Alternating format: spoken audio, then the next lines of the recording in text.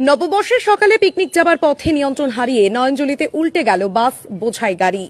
পহেলা জানুয়ারি আজ ঘটনাটি ঘটেছে কোচবিহার 2 নম্বর ব্লকের মধুপুর অঞ্চলের কালপানি এলাকায়। যদিও এখনো পর্যন্ত হতাহতের কোনো খবর মেলেনি, তবে কয়েকজনকে উদ্ধার করে ইতিমধ্যেই হাসপাতালে পাঠানোর কাজ শুরু হয়েছে। ঘটনাস্থলে পৌঁছেছে পুলিশ। প্রত্যক্ষদর্শী এবং স্থানীয়দের বক্তব্য অনুযায়ী জানা গিয়েছে বাসটি পিকনিকের উদ্দেশ্যে যাচ্ছিল। কোচবিহার 1 নম্বর ব্লকের অন্তর্গত মোয়ামারি অঞ্চলে ধর্মের বাজার থেকে গরুবাথানের উদ্দেশ্যে রওনা দেওয়ার পর কিছু দূর এই মধুপুর অঞ্চলের কালাপানি ভূতকুড়া নামক একটি নয়নজলিতে উল্টে যায়। শব্দ শুনে দৌড়ে আসেন স্থানীয় মানুষজন। শুরু হয় উদ্ধার কাজ। বছরের প্রথম দিন এই ধরনের ঘটনায় ব্যাপক চাঞ্চল্যের সৃষ্টি হয়েছে সংশ্লিষ্ট এলাকায়।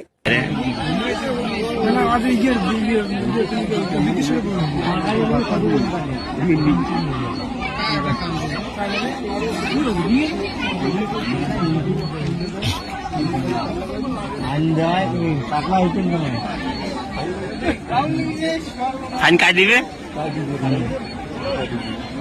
টাইগার ফাইন দেয়।